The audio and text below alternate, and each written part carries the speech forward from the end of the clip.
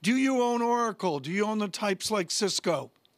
Well, the only way we own it is through large index ownership, but we don't own the stock individually, which is probably a good thing because who knows what's going to happen with this. What I find, Barry, so interesting here, and I think a lot of people don't know this, there's the performance of tech, and then there's a single-digit shareholder return of the infrastructure guys like Cisco and Oracle and them as well. And Mr. Ellison is desperate to get in the game with these other guys. That's really hard to do.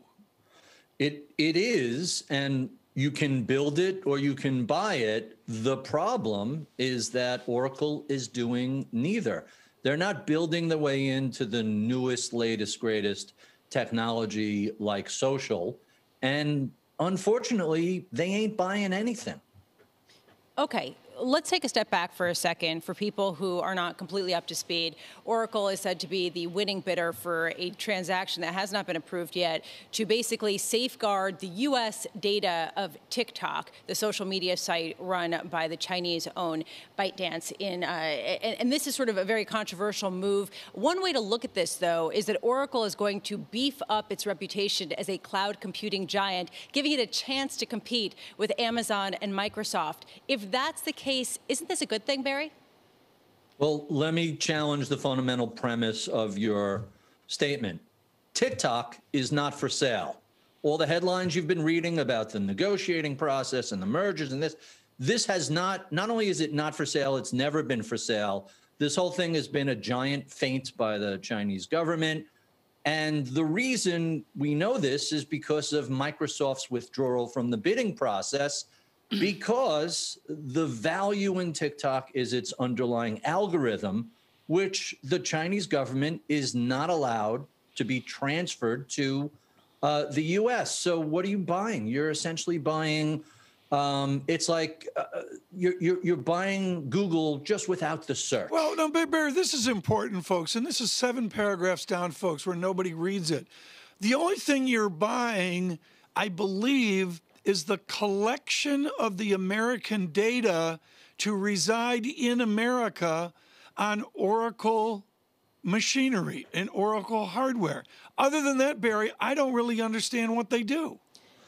So go back, let's step back a sec. Part of the reason why this White House stumbled onto a correct decision almost by accident was because of the actual security threat that's created by allowing the Chinese government, communist government, to have so much data about so many people in America through TikTok. There are no privacy laws. There are no you own your data as in Europe. Basically, TikTok has access to a lot of things that most privacy advocates believe should not only not be available to the companies, but it certainly shouldn't be available to arguably a frenemy or even a hostile party. It's a very, very effective tool. When you read about how the Chinese have created their own version of the internet and have become just a tremendous surveillance state, this is potentially dangerous stuff in the hands of a foreign adversary. The transaction, as it's been described, does nothing to thwart that potential security threat. And so the concept that somehow this is a sale, but we're going to not include the crown jewels. Oh, and by the way, we're still going to be able to collect the data remotely from China. Yeah. This whole thing is just security theater and political nonsense. TikTok is not for sale. The Chinese will never let it be sold.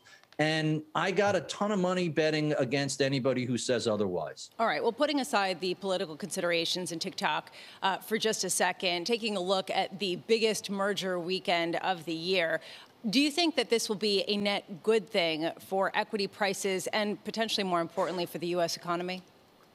We go through these long periods of time where we deconglomerate, where we take these big mashups. General Electric is in the middle of spinning out so many different pieces over the past decade.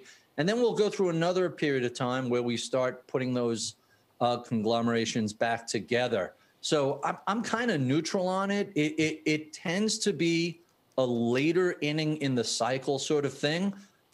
Corporate executives tend to miss when things are really, really cheap for M&A, nobody was making acquisitions in 08, 09, or very few in 10. But now in 18, 19, 20, the acquisitions have ramped up. So there's an opportunity when things are cheap, and execs tend to be a little skittish then. Now you're using your inflated stock to buy other inflated stock. We in the past, it's been kind of neutral, and there's always someone left holding the bag when the music stops. I'm colored by AOL Time Warner. Those sort of deals. We're not at that level yet, but we're certainly 6th or 7th inning. Barry, remember that day. Barry Ritholtz, thank you so much.